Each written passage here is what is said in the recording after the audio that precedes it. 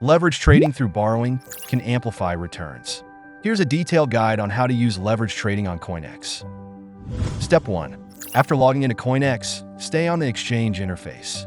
Then, search for and select the CET/USDT trading pair and switch to margin trading. Step 2. Click the transfer button, set the direction from spot to margin, verify the trading details, and click confirm. Step 3.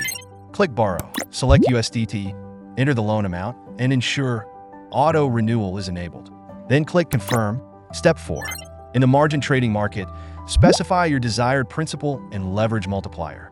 Then complete the purchase of CET. Step 5.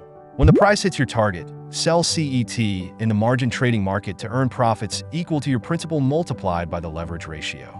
Step 6. Click borrow and switch to the repay tab in the pop-up window. Select USDT and enter the amount, then click confirm to complete the repayment. Step 7. Click the transfer button, set the direction from margin to spot, verify the trading details, and click confirm. Now you've successfully executed a long trade with leverage and completed all necessary steps.